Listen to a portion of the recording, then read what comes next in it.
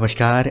आप सुन रहे हैं रेडियो शिवनेरी 90.4 FM। मैं राम प्रकाश वर्मा आप सभी का स्वागत करता हूं प्रोग्राम कहानी जो सवारे जिंदगानी में। आज की कहानी हम सभी के बीच लेकर आ रहे हैं सुजीत उपाध्याय जी। नमस्कार दोस्तों, नए दिन के लिए शुभकामनाओं के साथ मैं सुजीत उपाध्याय लेकर आया हूं आपके लिए आज एक और कहानी जिसका शीर्षक है प्रारब्ध। दोस्तों, एक व्यक्ति जिसका नाम रौनक था हमेशा भगवान की पूजा और स्मरण किया करता था।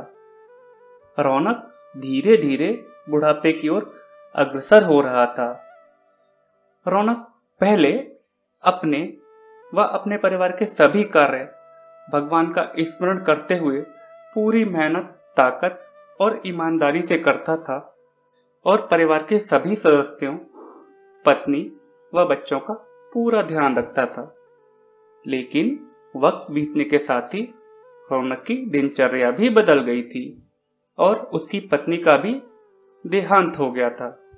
साथ ही साथ रौनक उम्र बढ़ने के कारण कार्य करने में असमर्थ होता चला जा रहा था। इस कारण से रौनक अधिकतर समय एक कमरे में ही पड़ा रहता था।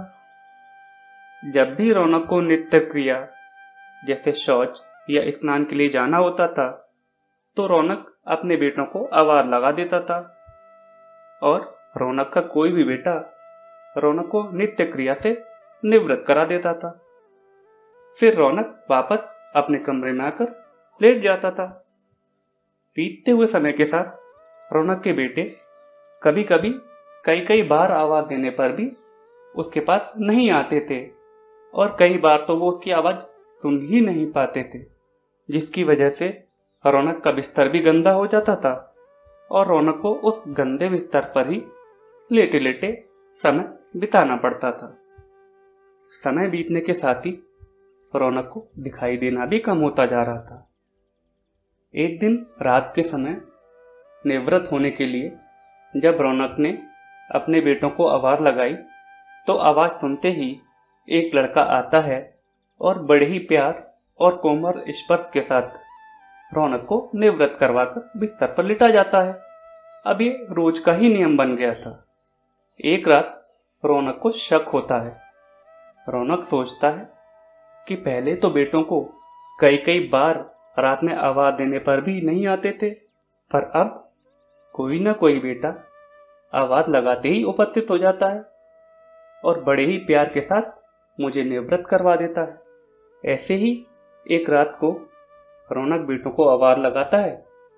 आवाज सुनते ही जैसे ही कोई आता है वैसे ही रौनक उसका हाथ पकड़ लेता है और पूछता है कि सच बता, तू कौन है? मेरे बेटे तो ऐसे नहीं हैं। तभी कमरे में एक अलौकिक उजाला होता है और उस लड़के रूपी ईश्वर ने रौनक को अपना वास्तविक रूप दिखाया। रौनक की आंखों से टप्पा टप आंसुओं की अविरल धारा बह निकली और रौनक ने रोंदे हुए गले से कहा, प्रभु आप स्वयं मेरी निवृत्ति के कार्य कर रहे हो। प्रभु, यदि आप मुझसे इतना ही प्रसन्न हैं तो मुझे मुक्ति ही दे दीजिए ना। तो प्रभु रौनक से कहते हैं कि आप जो भुगत रहे हैं वह आपके प्रारब्ध हैं और आप मेरे सच्चे साधक हैं। हर समय मेरा नाम जपते रहते हैं, इसलिए मैं आपकी सच्ची साधना के कारण आपके प्रारब्ध स्वयं कटवा रहा हूं। ऐसा सुनकर रौनक पूछता है, प्रभु, क्या मेरे प्रारब्ध आपकी कृपा से भी बड़े हैं? क्या आपकी कृपा मेरे प्रारब्ध नहीं काट सकती? तो प्रभु बताते हैं कि मेरी कृपा सर्वोपरि है, ये अवश्य ही आपके प्रारब्ध काट सकती है, लेकिन फिर अगले जन्म में आपको ये प्रारब्ध भुगतने होंगे। ऐसा ही कर्म का नियम है। आपके प्रारब्ध मैं अपने हाथों से कटवाकर जन्म मरण की फेर से आपको मुक्ति दिला रहा हूं। ईश्वर बताते हैं प्रारब्ध 3 तरह के होते हैं, मंद, तीव्र और तीव्रतम। मंद प्रारब्ध मेरा नाम जपने से कट जाते हैं। तीव्र प्रारब्ध किसी सच्चे संत का संग करके श्रद्धा और विश्वास से मेरा नाम जपने पर कट जाते हैं, पर तीव्रतम प्रारब्ध भुगतने ही पड़ते हैं। लेकिन जो हर समय श्रद्धा और विश्वास से मुझे जपते हैं, उनके प्रारब्ध मैं स्वयं साथ रहकर कट पाता हूँ और तीव्रता का एहसास नहीं होने देता।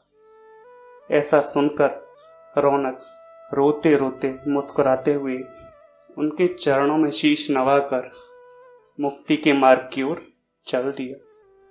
बहुत बहुत शुक्रिया उपाध्याय जी, आपने एक बहुत ही खूबसूरत प्रेरणा देने वाली कहानी हम सभी के बीच रखी। दोस्तों, ये सच है कि हम अपने कर्मों का फल स्वयं भुगतते हैं। अगर हमने गलत कर्म किए हैं तो उसका फल भी हमें स्वयं ही भुगतना होगा। कोई दूसरा व्यक्ति उसमें हस्तक्षेप नहीं कर सकता, शायद ईश्वर भी नहीं। परंतु अगर हम सच्चे मन से ईश्वर की इबादत करते हैं, उसके बताए हुए सद्मार्ग पर चलते हैं, तो वो हमारा साथ निभाने के लिए बंध जाता है। जी हाँ दोस्तों, ईश्वर हमारा साथ निभाने के लिए बंध जाता है। वो हमें रास्ता बताता है कि किस तरह से हमें अपने पापों को चुकतू करना है, उसके हिसाब किताब को चुकतू करना है। मान लीजिए आप किसी रास्ते पर जा रहे हैं, आपकी मंजिल बहुत दूर है और आप पैदल ही जा रहे हैं। उसी वक्त अगर कोई सवारी आ जाती है, कोई साधन आपके रास्ते में आ जाता है और आप उस पर बैठकर अपनी मंजिल पर चले जाते हैं, तो ये रास्ता बहुत ही सुखद और आसान हो जाता है। दोस्तों, ठीक इसी तरह से ही ईश्वर भी हमारे जीवन में एक खिवैया बनकर आता है, एक सवारी बनकर आता है, साधन बनकर आता है। वो प्रत्यक्ष रूप से तो नहीं, परंतु अप्रत्यक्ष रूप से हमारा हमेशा साथ निभाता है। बस ज़रूरत है उसे महसूस करने की, उसे समझने की। आशा करता हूँ ये कहानी आपको पसंद आई होगी। अब मैं आपका रेडियो हमसफ़र राम प्रकाश वर्मा आपसे इजाज़त चाहता हूँ। आप अपना ख्याल रखिए, खुश रहिए, मुस्कुराते रहिए और सुनते रहिए रेडियो शिवनेरी 90.4 FM। आवाज़ तुमजा हमजा।